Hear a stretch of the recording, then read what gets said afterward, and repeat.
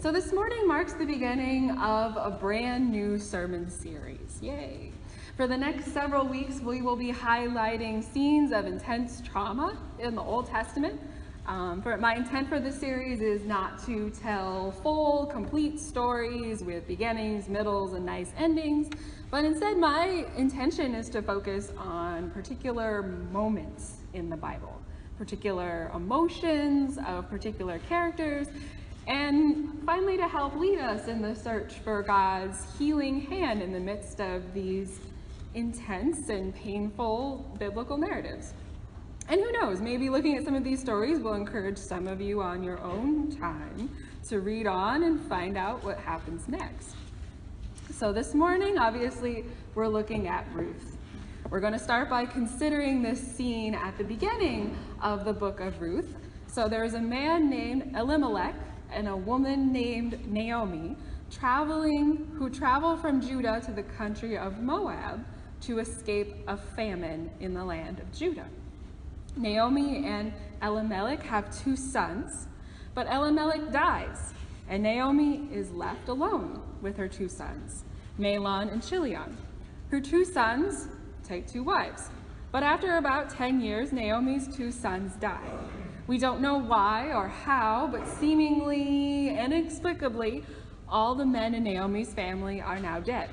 And so Naomi is left alone in a strange land with no husband to take care of her and no sons to take care of her as she ages.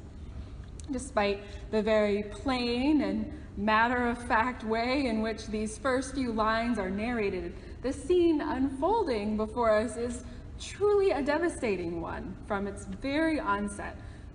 Judah is Naomi's home, right? It's where she's from. But a famine descends upon the land, and she and her new husband are forced to leave. The land of Judah and surrounding countries, of course, are ancient agrarian societies, so these people are utterly dependent upon the land for food. Reasons for famine, of course, would typically include crop failure and typical reasons for crop failure would include drought or insect infestation. And obviously these things were well beyond the control of ancient farmers and ancient farming technology. So famine ensued upon the land, and Naomi and her family fled. This is not a new story, obviously. A destitute family, poor and starving with no further options, flees their home in search of a new one. Not voluntarily, but involuntarily, as means of security, safety, and survival. If we recall, immigrants travel to new lands seeking opportunity. Refugees flee dangerous situations in order to survive. So since the author invokes the dire state of famine in Judah, we can only imagine that Naomi and Elimelech were not the only couple fleeing from Judah in hopes of survival in neighboring countries. And we must understand also, by choosing to relocate in Moab, they were not choosing a welcoming destination by any means. Again and again in Scripture we see that Israel and Moab don't exactly get along very well. They're constantly in a state of enmity, religiously, politically, socially. So two Israelites from Judah going to Moab would not have exactly found the red carpet rolled out before them. They would not have been welcomed. They would have been despised. They would have stood out because of their strange culture and religion. But again, this wasn't their choice. The author makes this clear. Moab was not Naomi's idea of a dream home, complete with the ancient Near East equivalent of a townhouse and a white picket fence and a golden retriever. No, Moab was a forced place of refuge for two poor Israelites, starved and exhausted, not knowing if or when they would ever be able to return safely home. And after being forced to reside in Moab for a little while, after having two sons, Elimelech died. And then after a while, Naomi's two sons died. Moab claimed the lives of all the men in Naomi's family. And we have to wonder, would they have died if they had been able to stay in Judah? So of course, in this scene, Naomi is utterly distraught. Life in a foreign land has not been kind to her. She cries and cries with her daughter-in-laws. She asks to change her name from Naomi to Mara. In Hebrew, this makes sense. Naomi means pleasant. Mara means bitter. So she's asking to change her name from something pleasant to something bitter. This marks the juxtaposition between the life that she had, which was pleasant, to the life forced upon her, which was bitter. I'm lucky. I was born here. I was born in a secure country. I know nothing of having to flee terrified in the middle of the night from my home with only the clothes on my back.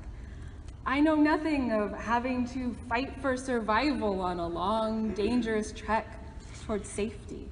My family doesn't have any kind of those survival stories. The closest we come is the story of my great-grandfather and his family traveling by train. They weren't in covered wagons. They traveled by train from Iowa to South Dakota, long trek, in hopes of farming the land there.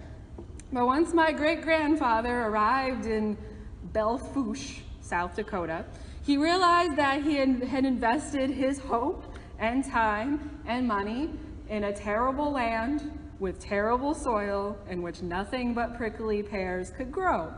And my grandfather and his family spent one miserable, terrible winter in the middle of nowhere, South Dakota, in a little sod house with very little food. And when spring came, they hightailed it back home to Iowa. That's our survival story. But they weren't forced to go to South Dakota. Nothing stopped them from coming back. They still had land in Iowa. They still had family and friends awaiting their not so triumphant return. Naomi was forced to leave the home she knew, and she couldn't return. This foreign land claimed the life of her husband, and still she couldn't return. But now, something changed. After the death of her 2 sons, we're told that Naomi is ready and able to travel back to Judah. Why? Because finally, we see the hand of God in this story. God has lifted the famine from the Israelites, and we're told God has given them food. While Naomi was forced to leave Judah, now suddenly she has the choice to return. New opportunity awaits. But suddenly here Naomi stands with her 2 daughters, who are both from Moab. Returning home is going to be complicated. Naomi herself has lived in Moab for as long as it takes to raise 2 sons and to marry them off.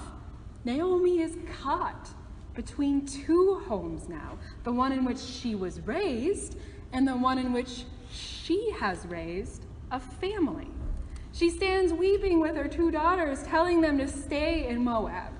She will go on by herself to Judah. One daughter-in-law, Orpah, kisses her mother-in-law goodbye and leaves, but Ruth clings to Naomi, we are told. She cries aloud this famous text that is sometimes used in weddings. "Do not press me to leave you or turn back from following you," she cries. "Where you go, I will go. Where you lodge, I will lodge. Your people shall be my people, and your God shall be my God. Where you die, I will die. There I will be buried." Ruth, a Moabite, chooses to go with her mother-in-law, demonstrating unwavering love and loyalty. And God makes it possible for Naomi to return to Judah. But now she will not be returning alone. After having lived and loved in Moab, Naomi takes a part of that life back with her to Judah. Ruth is a reminder of the joys and the sorrows of her life as a foreigner in a strange land. And now, her daughter-in-law, Ruth, is choosing also to live the life of a foreigner in the strange land for the sake of her mother-in-law. For Naomi, what was pleasant was made bitter. She was a refugee who lost her husband and her children in a strange land. But now, she returns back home with this new possibility. With Ruth at her side, there is once again hope. She is no longer fleeing for survival. She's making a choice. And it's God's action in this story that makes this new hope possible. But of course, perhaps Ruth's presence will not always be a happy reminder for Naomi, right? Naomi is caught between two homes now, a daughter-in-law at her side who is proof of tragedy. She's proof of failure. But even as Moab is not where Naomi is from, it did become home for her for a brief time. She made the choice to return to Judah, but even that choice was not easy. She wept with Orpah and Ruth. She was fully prepared to leave them. Think about that. She was fully prepared to leave her daughter-in-laws and never see them again. But in Ruth, God's grace shone through. In Ruth, God's grace went with Naomi back to Judah. But now, with Ruth at her side, even though she has this sign of grace, this sign of the family that she left behind, she also has this terrible reminder of failure. And we have to wonder that perhaps if Ruth had chosen to stay, she could have pretended that she never lived that life. She could have pretended that she never left Judah, that she never had to live the difficult life of a refugee. But just as Naomi made a great sacrifice with her husband and fled to Moab for the sake of her family, so too does Ruth make a great sacrifice for Naomi's sake. There is no guarantee that either one of them will find a sustainable life, let alone a prosperous life in Judah. Their only means of survival will be gathering up the grain that falls to the ground. But even still they go. The two of them return to Bethlehem at the beginning, we are told, of the barley harvest. So at the beginning of this scene, remember, there is famine.